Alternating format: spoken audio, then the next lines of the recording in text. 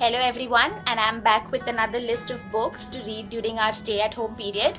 In today's video, I'll talk about the books of Neil Gaiman, the master of fantasy storytelling. And I love Neil Gaiman's books because the writing is amazing and it's fantasy, and he sets the myths into the real world so seamlessly that it seems effortless. So yeah, like I'm fangirling right now. I love Neil Gaiman. Let's go back to the first book that I would like to talk about is American Gods. American Gods follows the life of Shadow.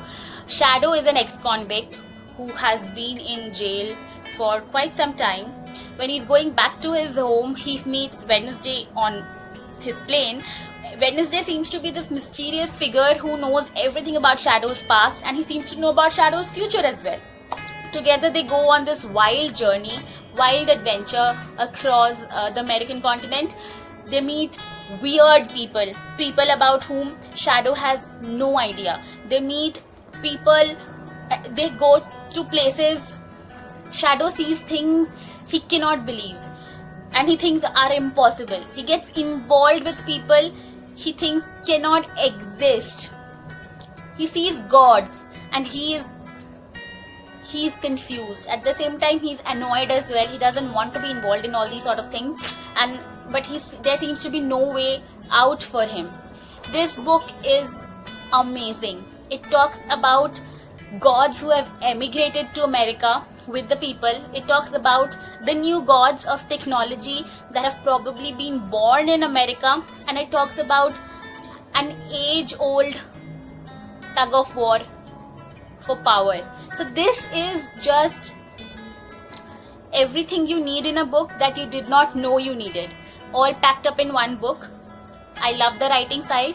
I'll probably reiterate a lot of times during this video. I love Neil Gaiman's writing style, and I love how the twists are so effortless, and there is absolutely, I cannot find faults with Neil Gaiman's books, which is probably not a very wise thing to do, but that is how it is. So yeah, I would recommend this book to everyone out there. This is a fat book, but it is worth it. Everybody should give it a try at least once. The next book that I'll talk about is Anansi Boys. Anansi Boys follows the lives of Anansi's boys. Anansi is, for those of you who do not know, is a Norse god. He's also a spider. He loves telling stories. In fact, according to this book, every story in the world belongs to Anansi. Anansi is also, as he appears in this book, an old man, a jolly old man who enjoys singing, who can sing beautifully, and he is the joy of every occasion. So Anansi is this fun-loving man who's also a little bit cunning, a little bit manipulative. He can be really, really annoying at times, but he is not evil. So this book follows the lives of his boys. So he has two sons. Maybe he does not have two sons, but I will not give out that spoiler. So he has two sons for now.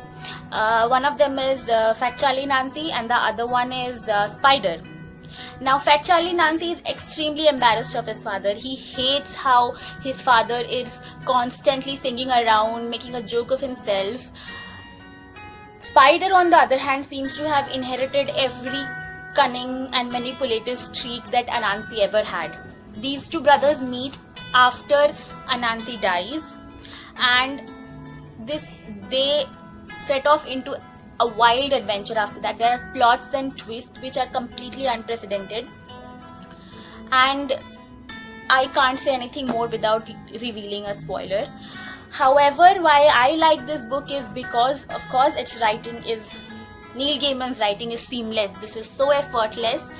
The language is beautiful, the setting is beautiful, and like I said before, the mythology comes alive. It's set in the contemporary age. We can relate to it so completely, and yet at the same time it's so magical. That's why I love it. Plus, I love the unprecedented twists that come along with it, which is very rare in books these days, to be frank, and it is just amazing. I would recommend this book to anyone who likes magic, myths, adventures, mysteries and sudden twists. The third book that I'll talk about today is The Sleeper and the Spindle. It is a combination of the Sleeping Beauty fairy tale and the Cinderella fairy tale, though no names are mentioned. That is one of the features of this book, that there is absolutely no name mentioned in this entire book, so you are left to guess, of course. So this story follows the journey of a princess who comes to know that there is this disease or this magic that's spreading in her in the kingdom next to hers, wherein every person is falling asleep really fast, and she's afraid that this disease will spread on to her kingdom as well and people will start falling asleep. So she, along with 3 other dwarfs, set on this adventure wherein she's determined to break this curse. She goes through her adventure, goes to the other kingdom, fights with people who are sleeping but still want to attack her, and then enters the castle where she finds this girl who is sleeping.